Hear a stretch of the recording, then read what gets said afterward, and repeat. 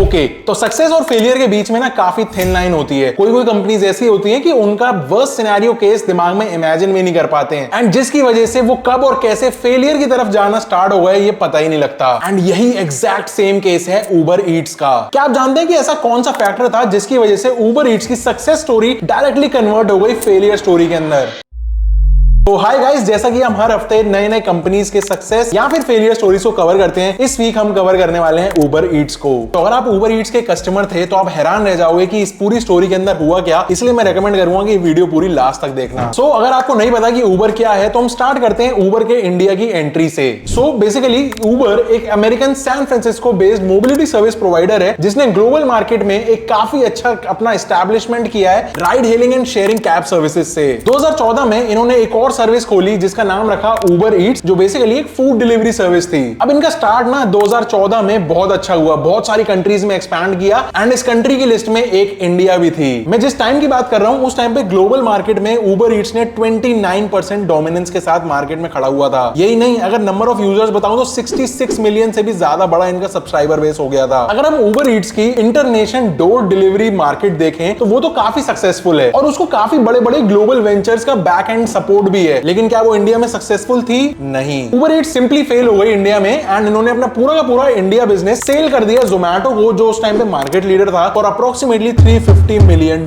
अब जितने भी सारे फूड डिलीवरी सर्विसेज है ना, उनके सामने एक मेजर चैलेंज है। चैलेंज ये कि प्राइस को कैसे सेम रखा जाए। अगर आप ध्यान दोगे तो कोई अगर 300 रुपए की आप डिश कहीं से ऑर्डर करते हो तो इन कंपनीज का जो कट रहता है वो अप्रोक्सीमेटली 10 to 15% रहता है, एंड देन अगेन यहाँ पे थोड़ा सा डिलीवरी चार्ज जोड़ा जाता है जो कि अप्रोक्सीमेटली 30 to 100 रुपीज तक जा सकता है, डिपेंडिंग ऑन आप कितने डिस्टेंस पे हो उस वाले रेस्टोरेंट से। तो अगेन यहाँ पे एग्जांपल से देखो तो 300 रुपए की अगर आप डिश डाइन इन या टेक अवे करने जा रहे हो खुद से, तो वहां पे आपको जो 300 रुपए की डिश मिल रही है तो वो आपको इन्हीं डोर डिलीवरी वाली सर्विसेज से आपको अप्रोक्सीमेटली 390 तक का पड़ सकता है। इवन मेरे सिटी में तो काफी सारे रेस्टोरेंट्स ऐसे भी हैं जहां पे रेस्टोरेंट का रेट अपना एक अलग मेन्यू है, एंड देन अगर हम जोमैटो या स्विगी या उबर ईट्स पे देखते हैं तो यहाँ पे रेट इनका सेम डिश का थोड़ा सा इन्फ्लेटेड दिखाता है। अगर इस बात से कनेक्ट किया तो नीचे मुझे कमेंट करके जरूर बताना। इसी कैटेगरी में एक और फेलियर का एग्जांपल है हमारे सामने ओला, जो इंडिया की एक टॉप कैब सर्विस कंपनी है। आपको पता है ओला ने भी फूड डिलीवरी सर्विस स्टार्ट करी थी इंडिया के अंदर, लेकिन इवेंचुअली वो भी फेल हो गए एंड उनको मार्केट एग्जिट करना पड़ गया। लेकिन अगर हम उबर से कंपेयर करें ओला को तो फूड डिलीवरी सर्विस की कैटेगरी में ओला की पोजीशन उबर से भी ज्यादा स्ट्रॉन्ग थी,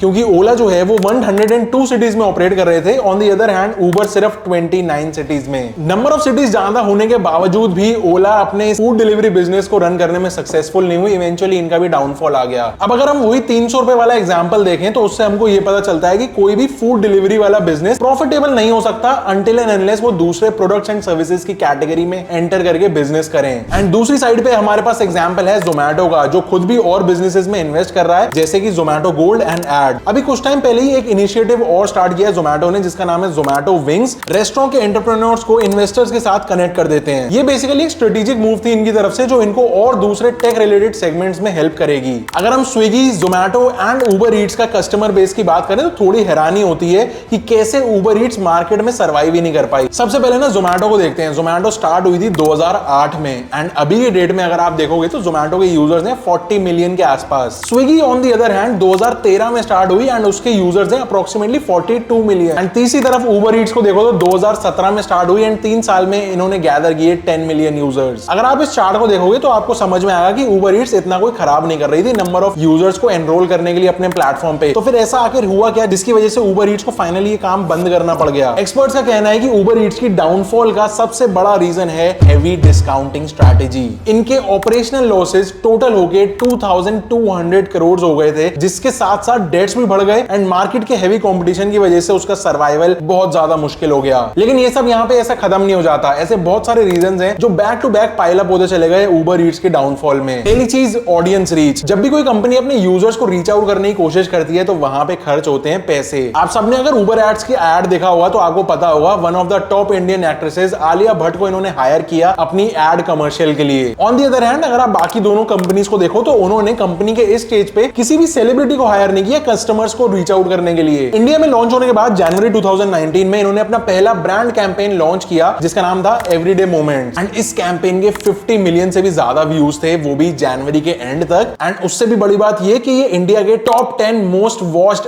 एड्स में नंबर 1 स्पॉट पे थी। नंबर 2 है ऑफर्स। अगर आप देखो तो फूड डिलीवरी सर्विस पार्टनर्स के पास ऐसा कुछ बहुत ज्यादा एडवर्टाइज करने के लिए होता नहीं है, क्योंकि इनके हाथ में फूड का कंट्रोल तो है नहीं। Fast delivery, variety of restaurants, post delivery customer care service, order करने में ईज, प्रमोशन डिस्काउंट्स एंड बस यही कुछ। आजकल जो कंपनीज है ना, वो कभी कभी कस्टमर से एंगेज करने के बजाय अब वो चाहती हैं कि वो लूप में रहे नए नए सारे कंज्यूमर्स के साथ। जिसका एक तरीका है social media, let's say Twitter या फिर इंस्टाग्राम, जिस पे एक्टिव रहना कंपनीज के लिए बहुत ज्यादा कॉस्टली भी नहीं है। कंपनीज के लिए ये ज्यादा अच्छा ऑप्शन हो गया है कि अब उनको बड़े बड़े एड कमर्शियल्स पे खर्च ना करके, जो कि बहुत ज्यादा एक्सपेंसिव है एंड उनको टारगेटेड ऑडियंस नहीं मिलती, अब उनको ये ज्यादा इजी रहता है सोशल मीडिया, ट्विटर पे ज्यादा एक्टिव रह ले, जिससे वो अपने कस्टमर के साथ ऑलमोस्ट डेली लूप में भी रहते हैं, नए नए ऑफर्स भी प्रमोट कर लेते हैं एंड उनको उनकी टारगेटेड ऑडियंस भी मिल जाती है। कस्टमर्स के माइंड में स्टक होने के लिए कंपनीज के कॉन्स्टेंटली पिन करता रहना काफी जरूरी हो गया है अपने यूजर्स को। जोमेटो एंड स्विगी अगर आप देखोगे तो काफी हद तक ये स्ट्रैटेजी ऑलरेडी इंप्लीमेंट कर चुके हैं। ये दोनों कंपनीज हमेशा कोशिश करती है सोशल बज में रहने का। तो ये स्ट्रैटेजी आप साल में 2 माइंड ब्लोइंग एड्स लॉन्च कर दो टीवी कमर्शियल्स पे,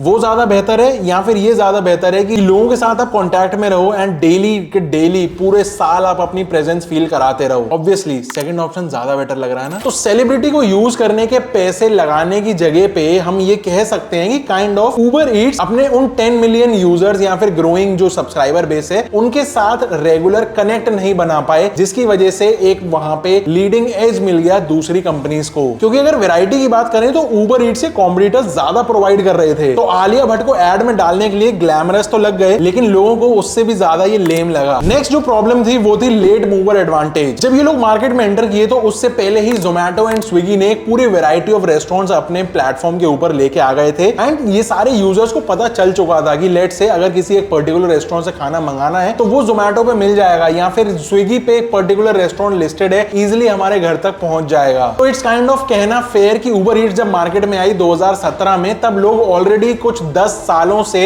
ये फूड डिलीवरी एप्स को यूज कर रहे थे। अब इस पॉइंट पे उबर ईट्स को बिल्कुल समझ नहीं आ रहा था कि वो लोग कंपटीशन को कैसे हैंडल कर सकते हैं। तो एक जो स्ट्रैटेजी उनके दिमाग में आएगी, कस्टमर्स को डीप डिस्काउंट्स ऑफर कर दो एंड देन जब वो एक बार ऑर्डर कर लेंगे, हमारे कस्टमर बेस के अंदर आ जाएंगे, तब हम उनको रिटेन करना स्टार्ट कर देंगे। लेकिन जाहिर है इतना प्रॉफिट्स होता ही नहीं है इन कंपनी के पास कि कितने टाइम तक ये अपनी पॉकेट से कस्टमर को देते रहेंगे। जहां कस्टमर्स को फायदा हो रहा था वहां पे इन सारे ऑपरेटर्स को लॉसेस फेस करने पड़ रहे थे। इवन कुछ रेस्टोरेंट्स को भी ये स्ट्रैटेजी समझ नहीं आ रही थी कि सिर्फ ऐप डाउनलोड्स या नंबर ऑफ ऑर्डर्स बढ़ाने के लिए कम मार्जिन पे क्यों सेटल कर जाएं या फिर लॉसेस क्यों कर दें। इसीलिए ये भी एक रीजन बना कि काफी सारे जो रेस्टोरेंट्स थे उन्होंने लिस्ट करने से ही मना कर दिया। अब इतने कम प्रॉफिट्स के साथ एंड लॉसेस की वैल्यू बढ़ती हुई देख के इंटरनेशनल इन्वेस्टर्स ने भी उबर ईट्स को उंगली करना स्टार्ट कर दिया कि भाई आप अपना food ordering and delivery service बंद कर दो, इस कॉन्टिनेंट से आप यहाँ पे सस्टेन नहीं कर सकते। फिर इसके बाद एक और प्रॉब्लम आती है जो कि थी डिस्टिंक्ट आइडेंटिटी की। अगर हम सिंपल कंपैरिजन करें तो स्विगी आई इंडिया के अंदर 2014 में, जोमेटो आई थी 2008 में। अगर आप यहाँ पे देखो तो जोमेटो के पास यहाँ पे 6 साल का लीड डिफरेंस मिला हुआ है, लेकिन फिर भी स्विगी क्योंकि बेहतर ऐप एक्सपीरियंस दे पा रही थी, इसीलिए स्विगी आज भी जिंदा है, क्योंकि उन्होंने फोकस किया अपने डिलीवरीज के ऊपर, अपने नए नए रेस्टोरेंट्स को लिस्ट करने के लिए एंड आज वो बहुत अच्छा कर रहे हैं मार्केट के अंदर। बेसिकली 6 साल लेट आए लेकिन इवेंचुअली उन्होंने अपनी एक रिकॉग्निशन बना ली। ऑन दी अदर हैंड अगर हम देखें तो उबर ईट्स के साथ ऐसा नहीं था, उन्होंने कोई भी ऐसा डिस्टिंक्ट काम नहीं किया या डिस्टिंक्ट कोई ऑफरिंग नहीं दी जो ऑलरेडी पुराने प्लेयर्स नहीं दे रहे हो। एक तो ये आने में लेट हो गए, इसके बाद नई कोई ऑफरिंग्स नहीं है इनके पास देने के लिए, और उसके बाद ये लोग मार्केटिंग भी गलत तरीके से कर रहे थे। उबर ईट्स को सिर्फ एक ही एडवांटेज था, वो भी अपनी इंटरनेशनल पेरेंट कंपनी की बैकिंग का। मे बी इनको अपना फूड डिलीवरी बिजनेस किसी और ब्रांड नेम के अंडर में खोलना चाहिए था, लेकिन ऐसा हुआ नहीं एंड उबर ने वैसे भी फोकस ही नहीं किया उतना ज्यादा फूड डिलीवरी सर्विसेज के ऊपर जितना इनको करना चाहिए था अगर इनको अच्छा मार्केट शेयर खींचना था। फिर एक और जलती आग में घी डालने का काम तब हुआ जब 2019 में इन्होंने अपने स्टॉक्स लॉन्च किए। लॉन्च होते ही उसकी ब्रांड वैल्यू अप्रोक्सीमेटली 50% नीचे आ गई। वॉल स्ट्रीट के एनालिटिक्स ने उबर को $120 बिलियन पे वैल्यू दी थी as a first timer stock market में, लेकिन स्टॉक लॉन्च होने के बाद इसकी वैल्यू $69 बिलियन रह गई एंड सबसे बड़ा और प्रोमिनेंट लॉस स्टेट्स की आईपीओ हिस्ट्री के अंदर। इसके बाद कंपनी अफोर्ड नहीं कर सकती थी अपनी साइड सर्विसेज को लॉसेस में चलाते रहने का एंड इसीलिए हेडक्वार्टर्स ने इनके डिसाइड किया कि इसको इंडिया से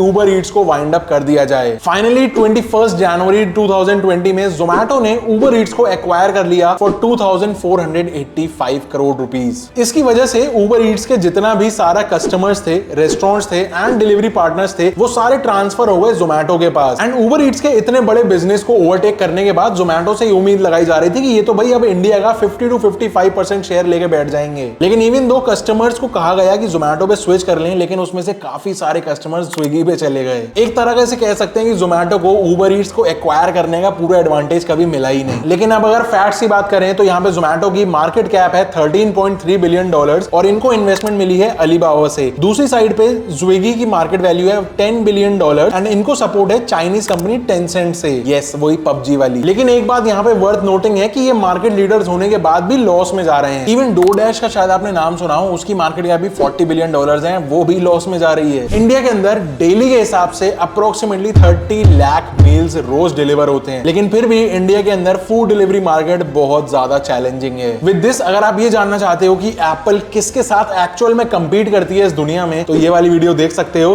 एंड अगर आप ये जानना चाहते हो कि आरकॉम की डेथ कैसे हो गई, तो ये वाली वीडियो जरूर देखना। अगर ये वाली वीडियो पसंद आई हो तो लाइक कर देना, सब्सक्राइब कर देना चैनल को, and I will see you in the next one. Till then, stay safe, stay sarcastic, see ya।